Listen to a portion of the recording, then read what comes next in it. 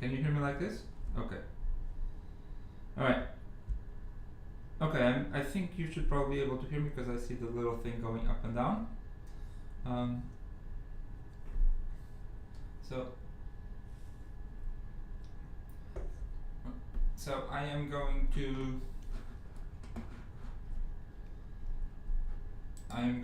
assume that you can now hear me, and I'm going to start.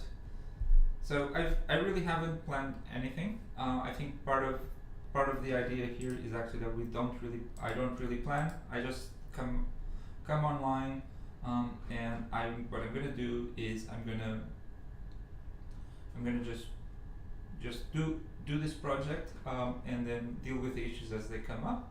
So today and most days so my plan is to do about an hour, maybe just a little bit over an hour, and then at the very end, thank you for that. At the very end, I am going to record a short sort of summary of everything that happened, and then so if someone doesn't watch the live stream, which I think I'm not sure if they can just do the the very short version. So here I'm gonna make this bigger.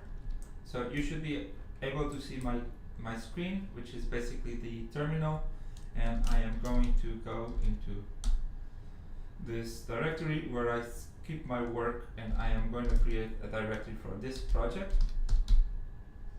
and I'm just going to call them co-args. So args for antibiotic resistant genes and co for co-occurrence. So it's just a short mnemonic, and then I'm going to go into that directory, and so here I've set up my shell so that if I just type the name of the directory, then it will immediately go into that directory. And now at this point I am going to create a repository. Okay, so this is the first step, and so I'm going to be just doing things as I usually would. The biggest difference I think is going to be that I'm going to be writing a lot more things down. So I'm going to actually create a directory called notes. Normally I would be using Obsidian, which is also a markdown, but here in this case I am going to be just putting it in the repository itself. Okay, and then the next thing I'm going to do is I'm going to create a conda repository. I'm going to call it coargs, and I'm going to just add Python in there. I'm going to add NumPy, and add matplotlib. I'm going to add jug, which I want, and yeah. And normally in the past I would have added pandas, but as a part of this project, I'm going to be myself learning how to use polars. So if you don't know, so pandas is the traditional Python data analysis library. I mean, traditional means not that old, but there's something called polars for Python, which is sort of the hot new thing. And I've actually never used it. I've seen code that uses it. Supposedly it's faster, and in some ways nicer. So I am going to be using it. In the meanwhile, conda here has finished, so I'm just going to yes. So I've traditionally used pandas. I'm going to be switching to polars. So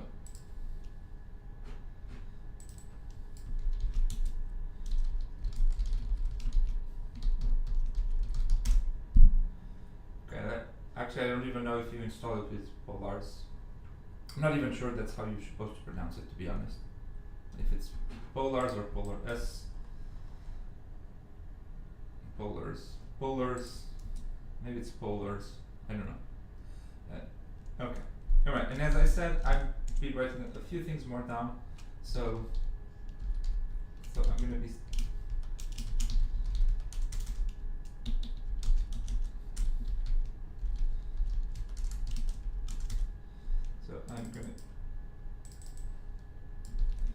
I'm going to be copying things here.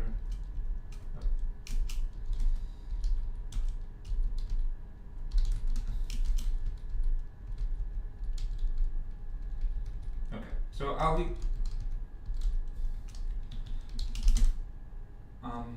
be pushing all of this into the repository as well. So you will have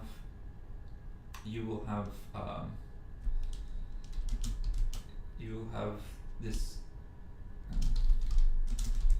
You'll have this. So okay. So what is Jug? So actually, Jug is something I'll be using it. I've actually developed it for my own self, but I find it incredibly useful. And we have some tutorials as well online. So I'm not going to be doing too much tutorial like stuff here, but I'll be generally pointing any questions, anyone. I'll be just pointing people to those things. And then I'll be probably, maybe not today, but probably throughout the project, I'll be showing you how we use it, and then I'll probably point you to other tutorials as well. Actually, we have a video if you want. Does this work? Okay.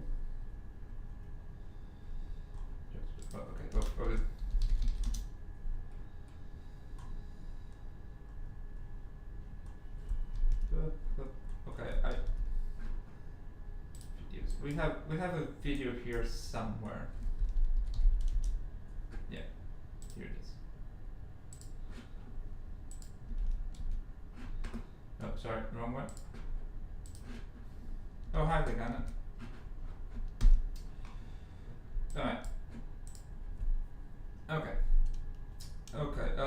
Let me see. Alright, let me see where I was. Okay, alright, and as I said, I'm gonna be putting this on GitHub. So I'm gonna be creating a new repository. I actually have not thought about what to call it. I'm gonna call it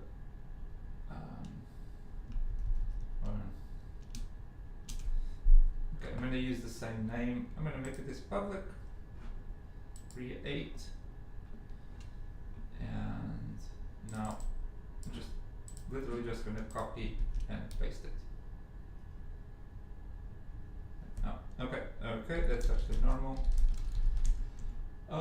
Yeah, so Git does not like it when you, so this is an empty repository, and Git does not like it when you try to push an empty repository. So I'm gonna just commit this notes.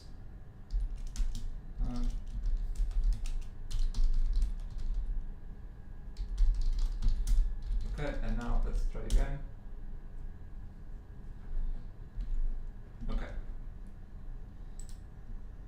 Okay, and now it's an empty repository, but as this grows, I'll be pushing things here. So I've actually, and as I said, the biggest difference is that I'm going to be writing down a lot more things. So I'll be writing more or less the commands I write, but I'll also be writing some things about organization. So resources.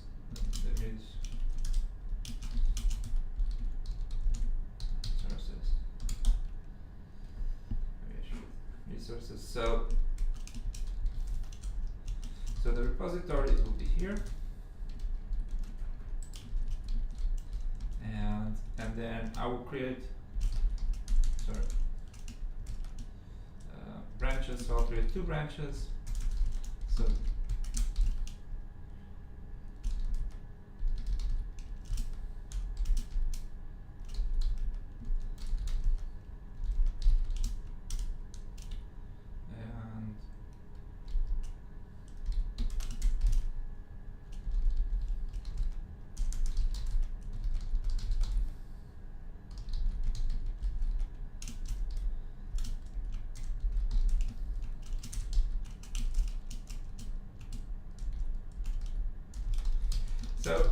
So normally one of the things actually I enjoy about Git is that I will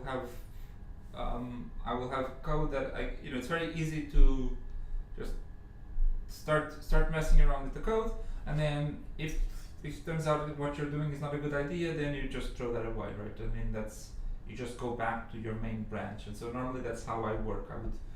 I have the main branch, and then I do a lot of code that never ever gets committed. It's just playing around, trying to see new things, and the vast majority of the time that will end up getting deleted, or maybe just a very small amount, will get committed.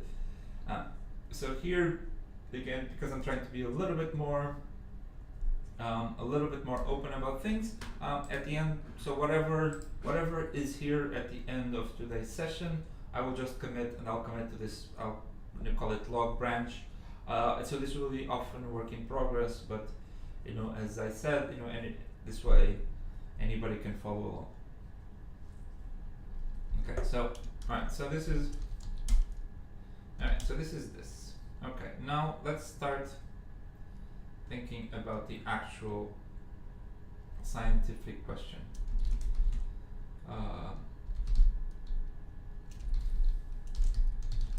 Scientific question. Okay. Oh, okay, and actually, let me just.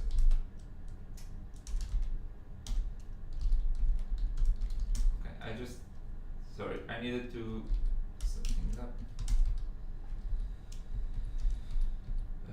So our co-occurrence. So the question is,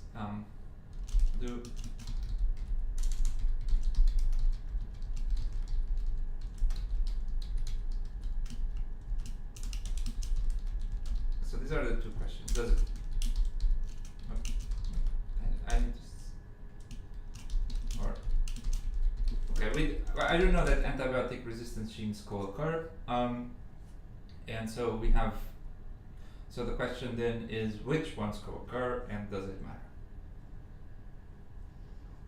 Okay, and so, all right, let's see how are we going to do this.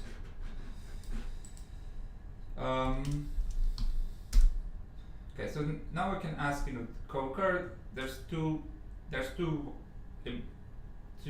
questions there, or there's two settings there where that would be very meaningful. One would be they co-occur in the same genomes, and the other one would be they co-occur not in the same genomes, but they co-occur in the same metagenome. So that would, in that case, that could potentially be multiple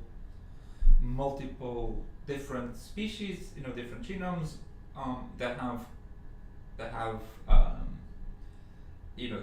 so if you have antibiotic resistance A in species, SA, let's say, and antibiotic gene B in species SB, if those species are in the same metagenome, then you could say A and B are co-occurring, right? And then in that case, it's maybe a lot less likely, or is a lot less meaningful, that any particular co-occurrence. But if it happens again and again, then maybe that becomes meaningful, or maybe even interesting from in terms of having ecological or potentially clinical applications. But the other question is, do they co-occur in the same genome? So if you have just in that case, it's you have the same genome. So I think here we could look at both, actually. And let's start by, because it's slightly easier, I am going to first, and because we have some pre-processed data for that. So we have, actually I forget the name of the repository, but we have some pre-processed data for this. So one of the things I'm also trying to do here is I'm trying to, I think that the technical word would be to dog food, for this expression, eating your own dog food. So we do put out several resources, and I'm going to be using them myself here, because sometimes I'm going to be trying to figure out how to use them if I didn't have any inside information. So, okay, I guess. Sorry, I guess what am I looking for? Okay, I'm looking for. I'm looking for. Okay, so in this case, we have. Okay, so we have some pre-processed data from metagenomes, and so I'm going to be looking at that first. And so, okay, so this is a.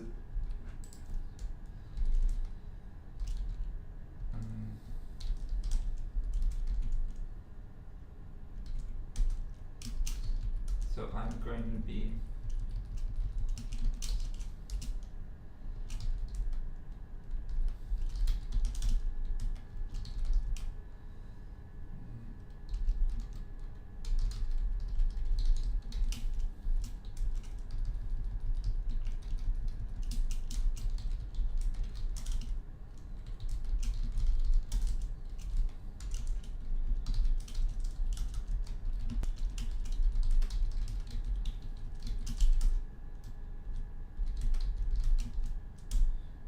So I'm going to be using this pre-processed data from rCompare. So this is using. So or not using. So this has we have taken the GMGC, which is the global gene catalog, where we have 10,000 metagenomes, and we've annotated them, or we've annotated the ARGs, the antibiotic resistant genes therein. So. So this is all pre-computed already. Maybe I should. Okay, I'm also going to be. I'm going to be posting this on the. I'm going to be posting this on the Discord as well. I'm actually. So.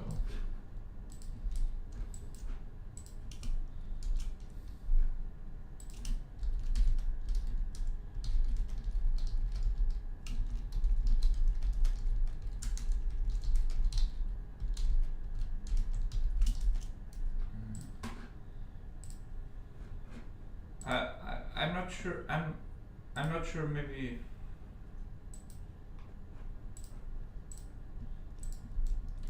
Not sure if I should post them on the chat as well, because not sure if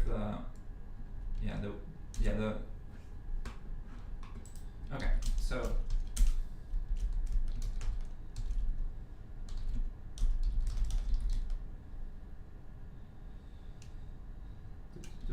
Okay, rCompare is a separate repository, so let's for now keep it a bit separate.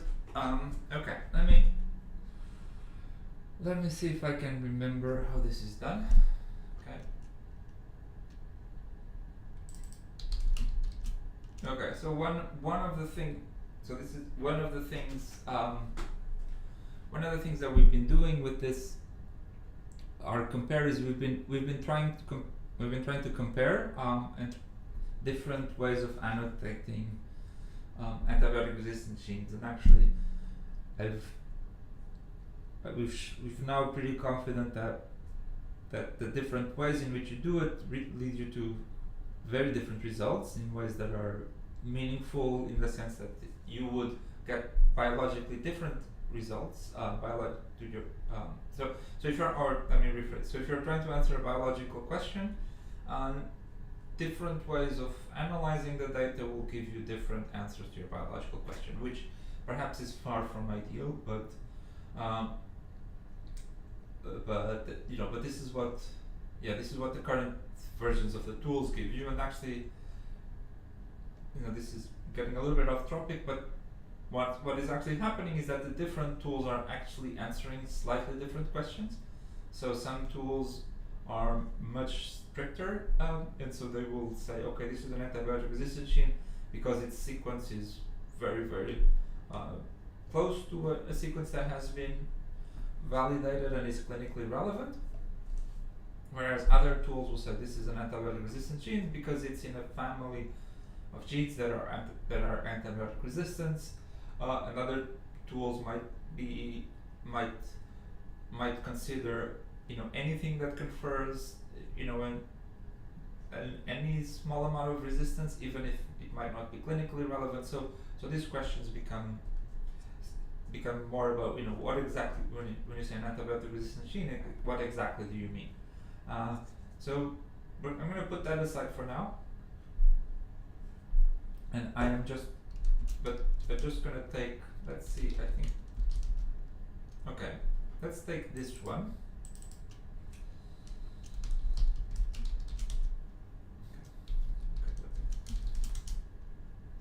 Alright, let's start with this. This is not bad. Okay.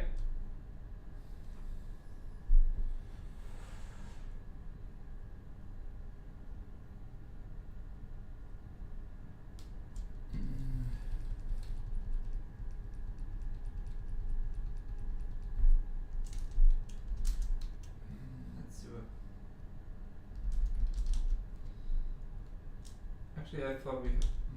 Actually, I thought we had the.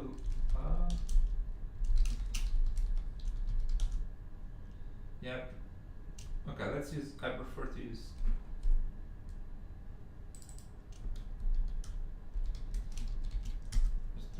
I'm trying to figure out what these files are again. Okay.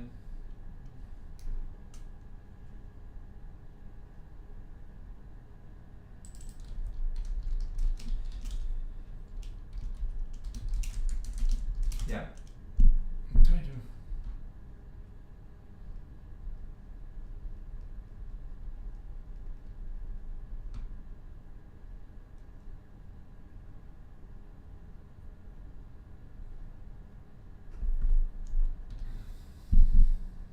Okay, try to remember the file organization here.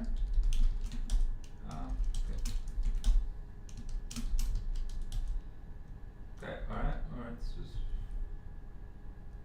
okay, right, so there's some.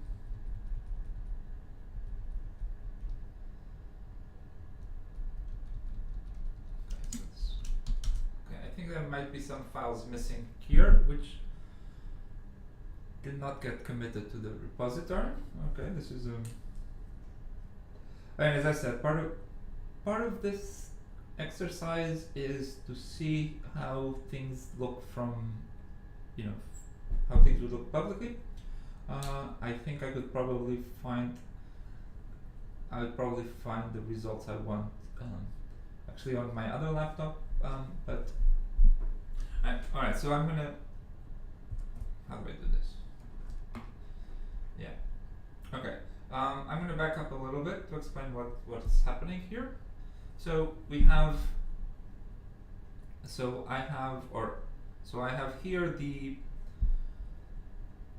annotation of the GMGC. So the GMGC is a gene catalog. So there's basically, there's two things. So one, there's the catalog itself. So that's just basically it's a very, very large FASTA file. And by itself, a very, very large FASTA file is not that, it's not that interesting. And then the other thing is, this FASTA file is then annotated with antibiotic resistance. So this is now it becomes a little bit more interesting. And the next step is we have abundances for the individual genes. So now putting all of this together, then this becomes interesting, because now we can go from samples. We have abundances of the unigenes. So the unigenes is the elements in the gene catalog, and then we have annotations for the unigenes. So now we can get abundances for whatever those annotations are. In this case, antibiotic resistance. So now this is what becomes a little bit more interesting, is that we can ask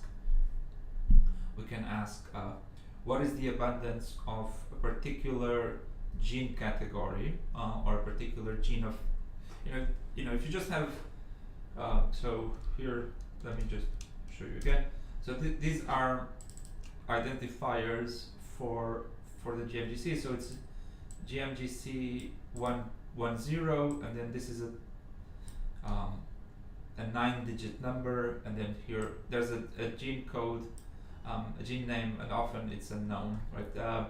So this is per se, maybe in some cases you can, you can recall the gene name, but by itself it's not so interesting. But so in this case,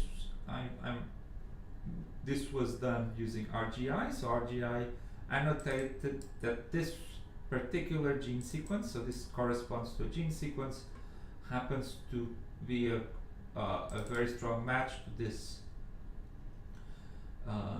this gene, which is also annotated with this arrow number, and it's a fluoroquinolone antibiotic, or I guess antibiotic resistant gene.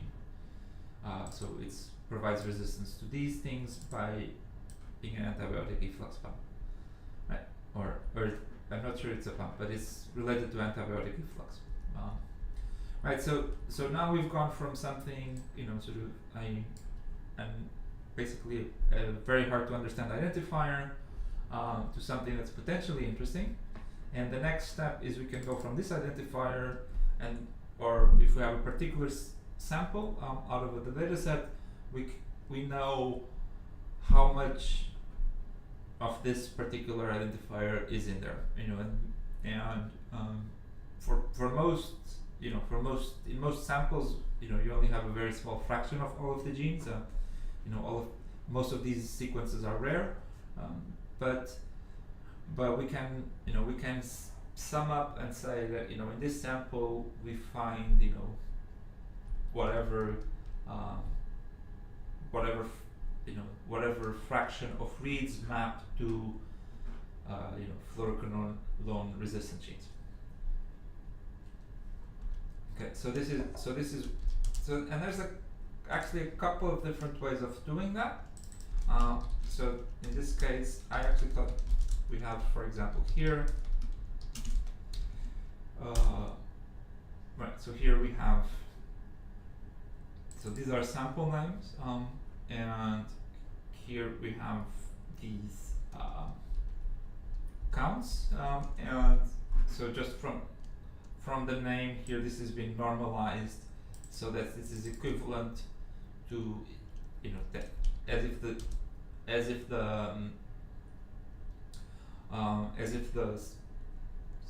if the sample had 10 million reads. So this is the number of.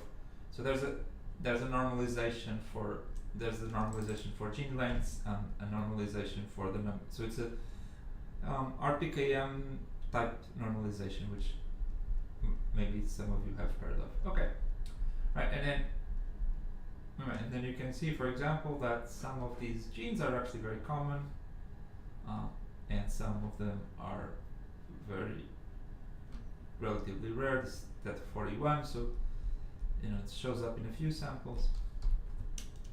Okay, so let's actually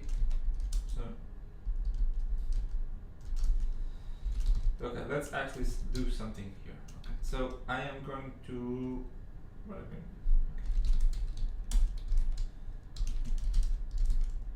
I'm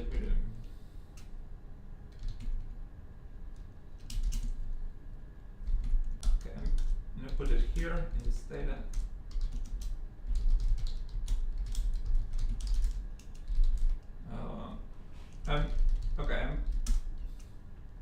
Okay, now here's the part where I'm going to start learning a little bit about polars, because I really have never used this.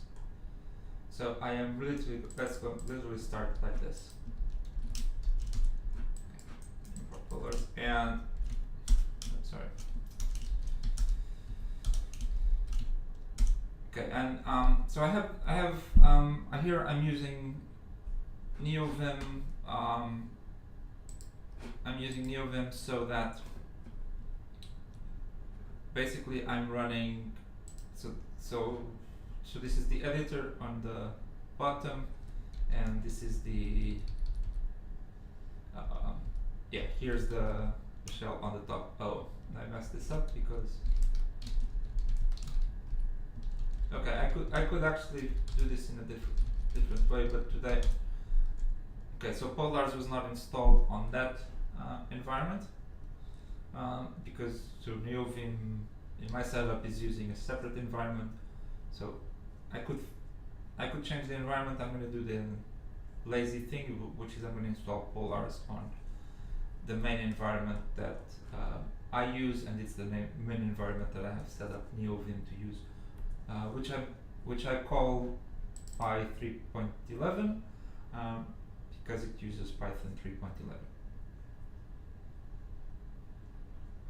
Okay, so no idea what's going on.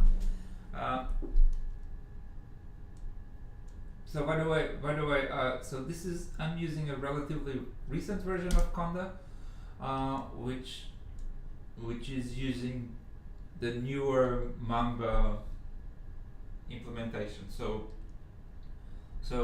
you know, if you haven't, so if you've been using Conda for a while, you know that Conda, you know, became slower and slower as the number of packages that it had to think about grew, and so several people, including myself, at some point there was this other package called Mamba, which was kind of the new version of Conda, or it was, but thankfully in the most recent update of Conda, I think they internally use Mamba or the same resolver. So we no longer have, you know, two packages that are kind of the same. Okay, so let's see.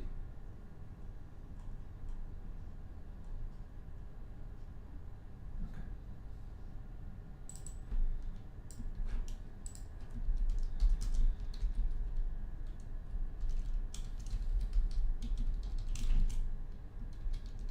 What did I call it? Data.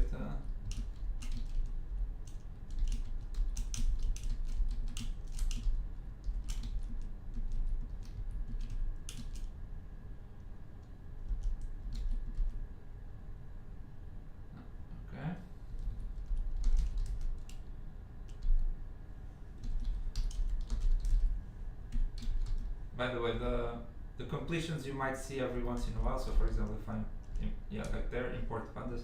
That's GitHub Copilot. That's your name. See, cool.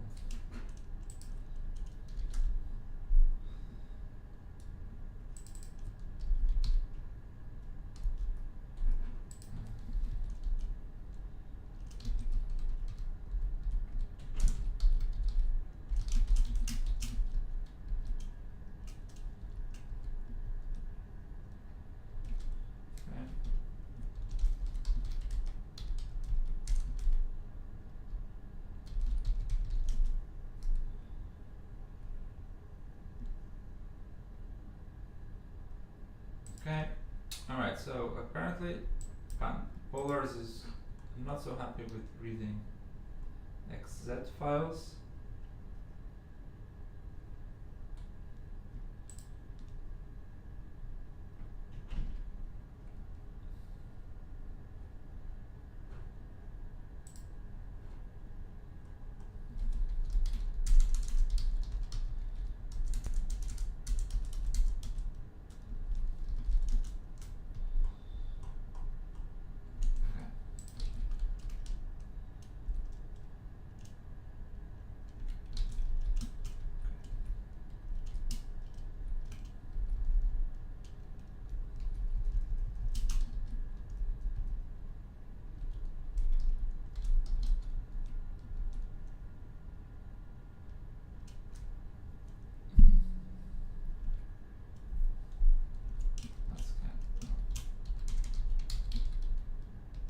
Okay. I guess it works.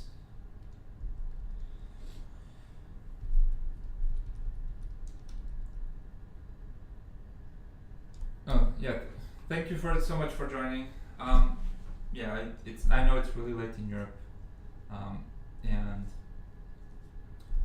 okay, so here now I'm yeah, I'm just fighting polars here, trying to figure out how things work.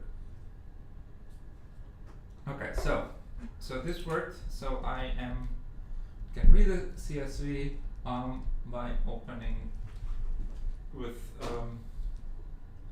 by opening the file, and now I got this thing here.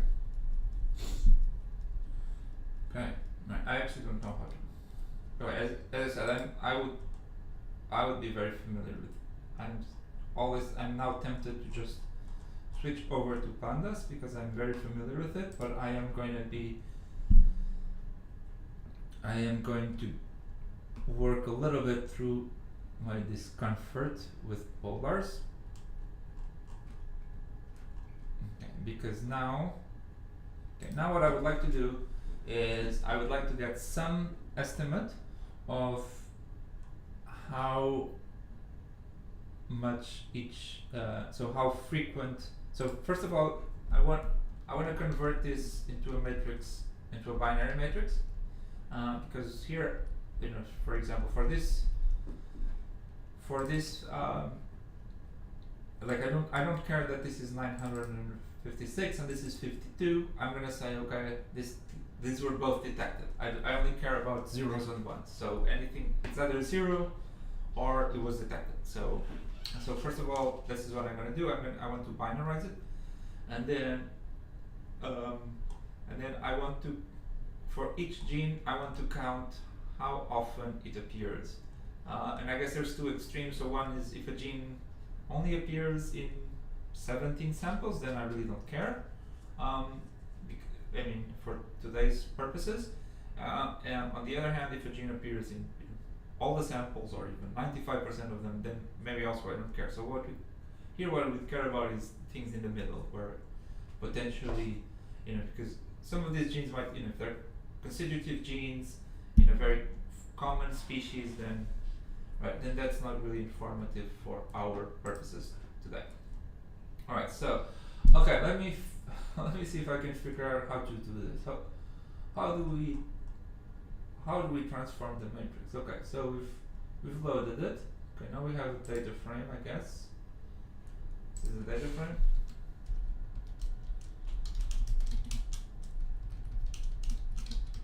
Okay. Can I do this? Nope. Can I do this?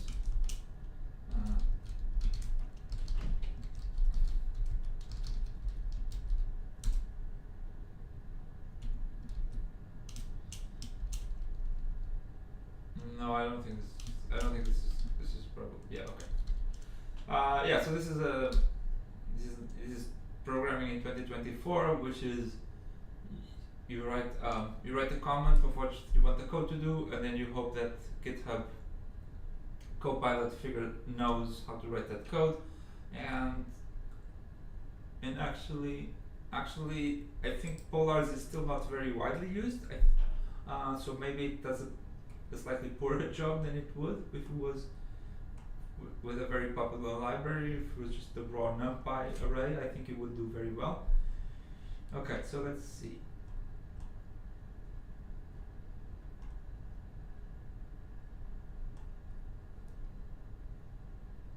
Apply. Okay, so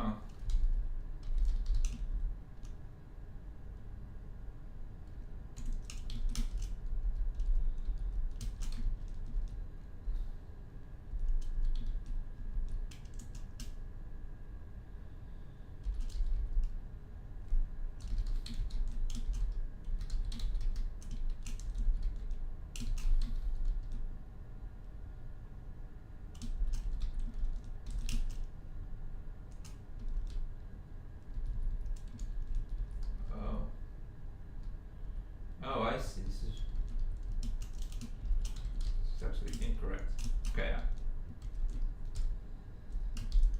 So I'm gonna guess that this is.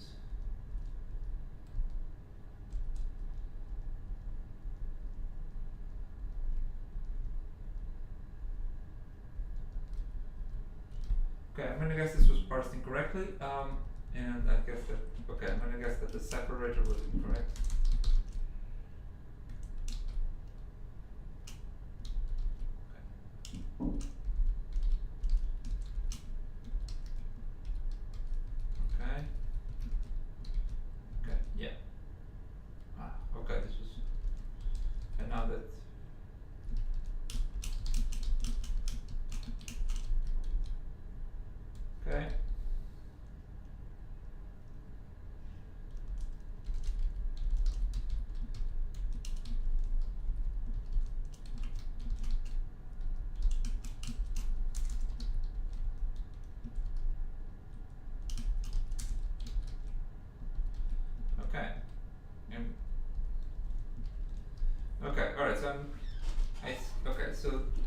colors, I think it doesn't have so it doesn't, so the first column is not the special index type thingy like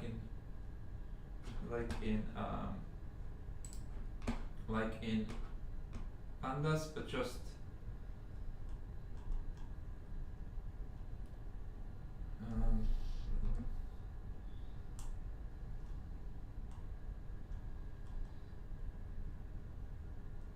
okay, so how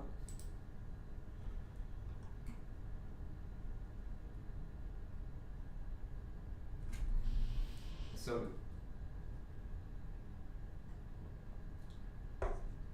okay.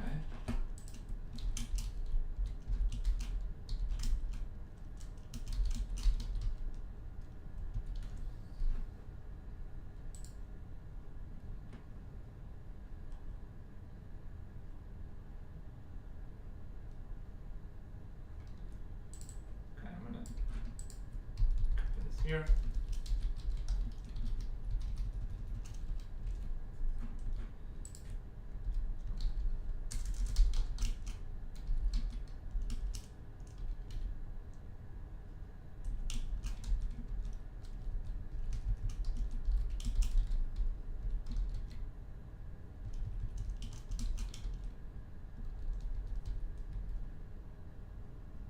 I see. Okay, right, so I can select this. Okay, we're making some progress here.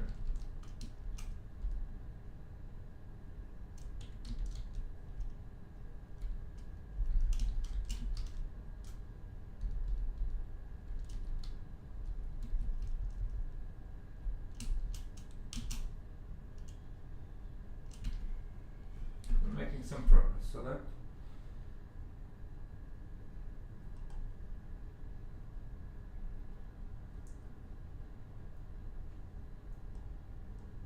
Okay, select, and then can we apply? We have to be able to apply something to it, right? Select and then apply. Colors. Select, apply.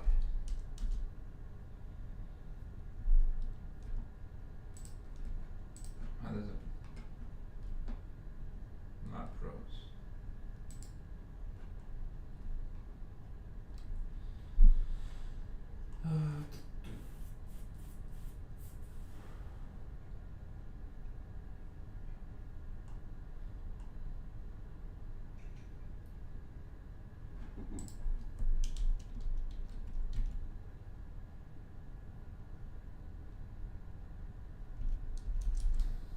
Super.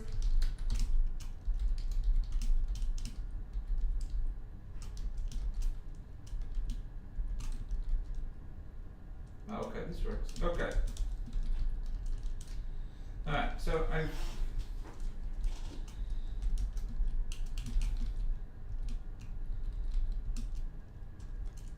and now I would like to do the sum. Folders. Sum of com.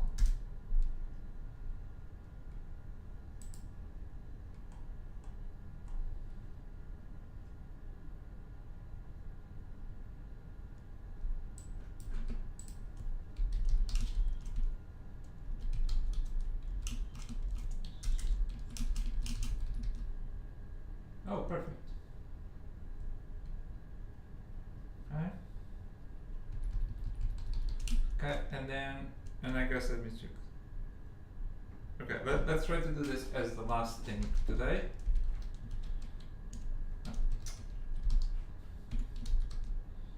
I need to do. Okay, so this one this is really just.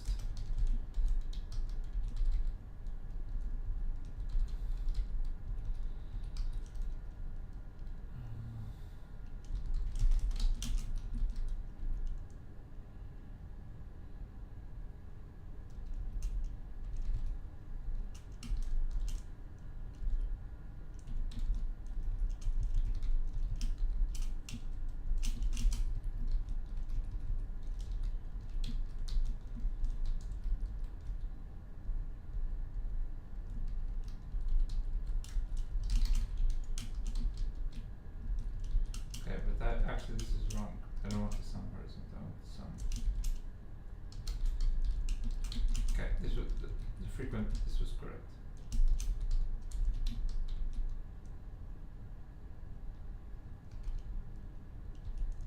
Okay.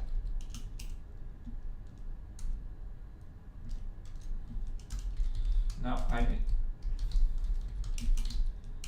Okay, so I'm just really now just gonna visualize this, just to see the. Okay, just to see.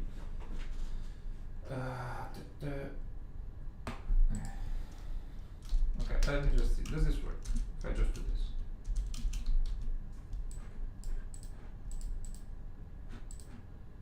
No.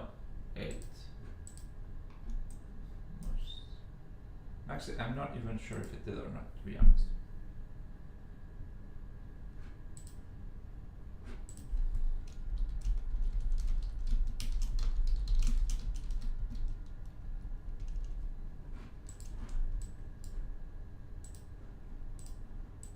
Oh, okay. I guess I know. I understand what happened.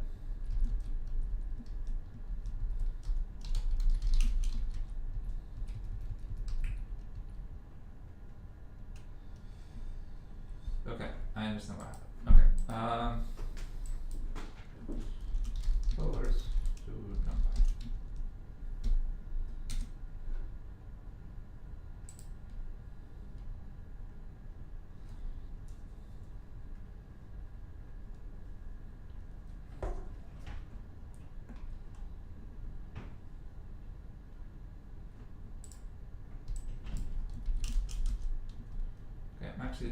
I'm gonna actually cheat here a bit because I am just gonna kill the Python process and I am gonna restart it because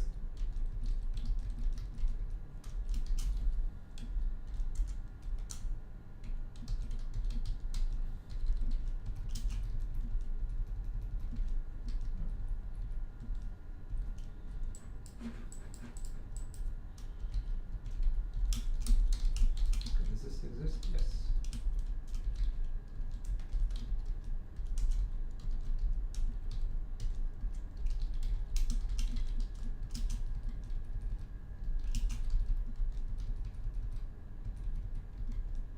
Okay, yeah, there it is. Alright, so this is okay, and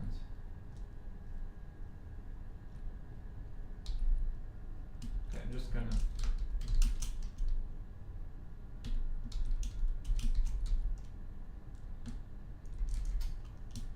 spread.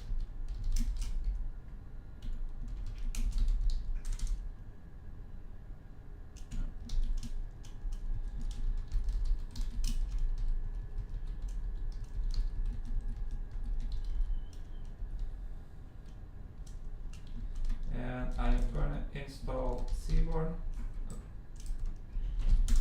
for the very simple reason that it makes it slightly prettier, and then that will be it for today. Then I am be wrapping up. We're sort of going on the hour, and then I am going to. Okay. So.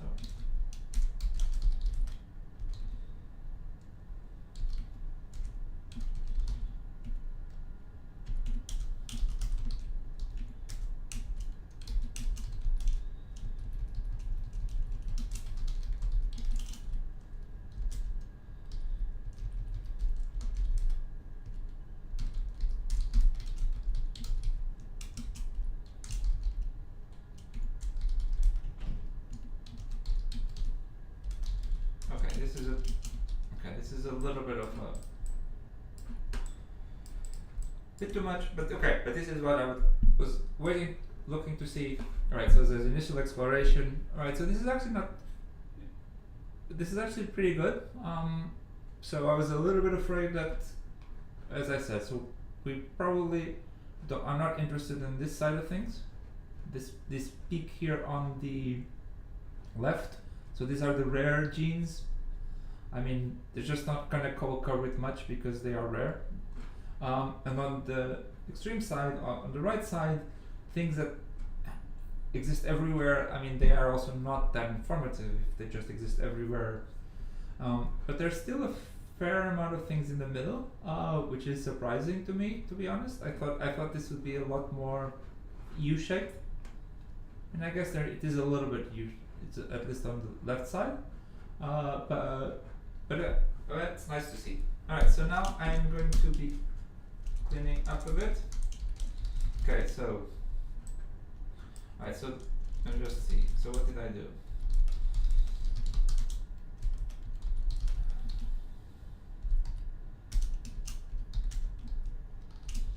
Okay, and then I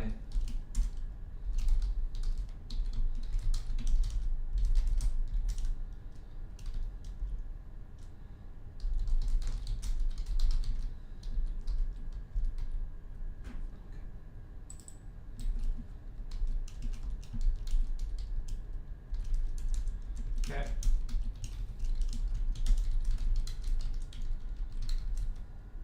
Okay.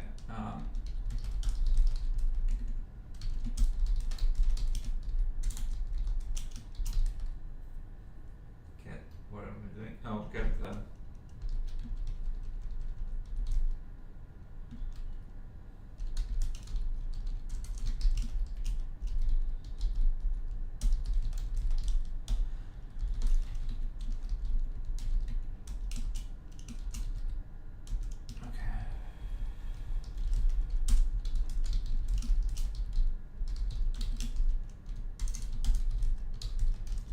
okay, so here I also,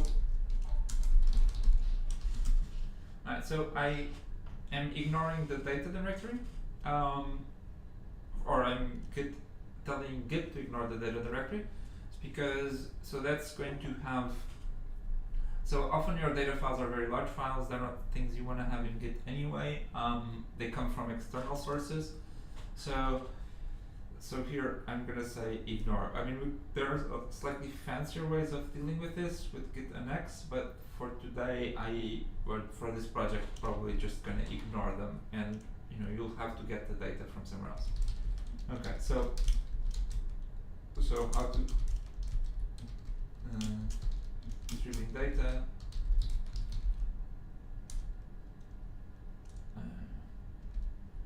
And install Seaboard. Okay. So what's resources? What did you say there? Okay. Oh yeah.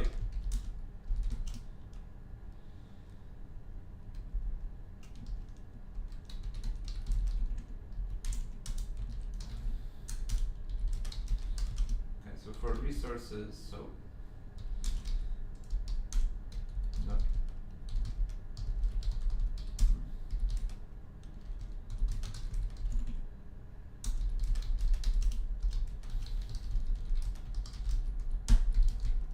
Okay, so I guess let's do a README file as well.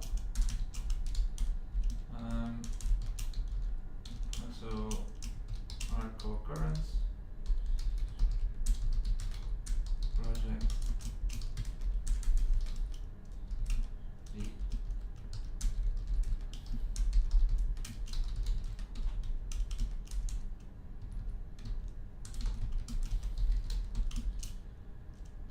I'm gonna link it to, I don't know, I'll link it.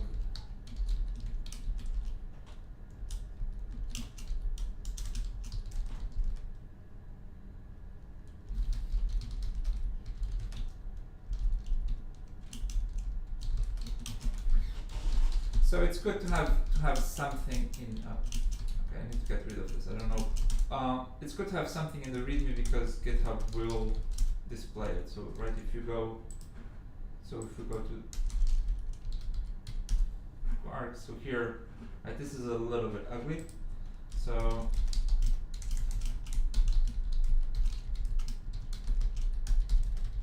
so if I just put the README file there. At least there's something, right? And then okay, and this, okay, now this is the exploration. Not sure that this would be generally would be worthwhile to keep, to be honest. It's just, it doesn't really do much, so I am going branch create what does it log? Yep.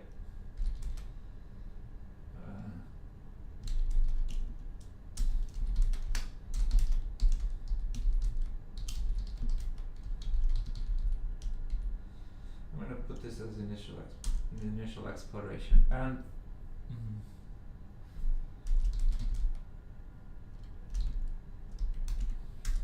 push. Okay. So yeah, so as I said, this is the type of code that probably I would not be committing to a repository normally, including things like, here there's this is clearly not necessary. I added it because at the time we were working interactively. So normally I would not have committed this to the repository. I would have kept it as part of exploration. Here, in the interest of having everything logged, I'm keeping it there. And so here I am gonna put a note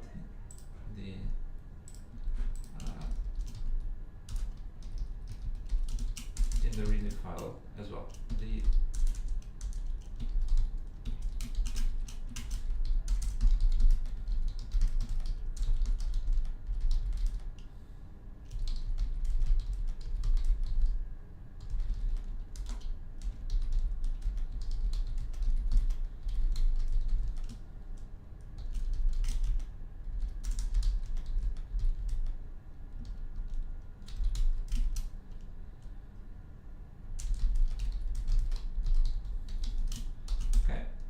Okay, final thing, I guess it would be nice to have a license. Okay, I'm just gonna copy.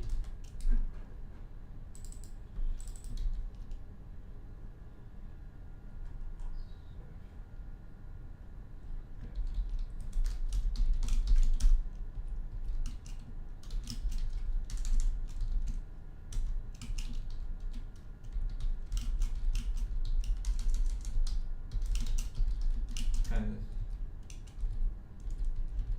just check. Yeah, this is. If I'm not sure. So this is the MIT license. So just. Okay. Okay, this seems to be correct. Or actually, I could do even this. Did I do this directly? Here on.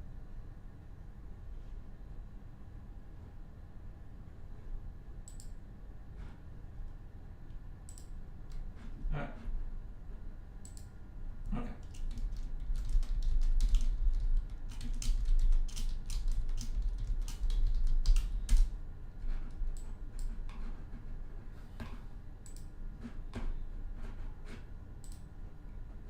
Okay, alright, so I think this is it. I'm gonna just push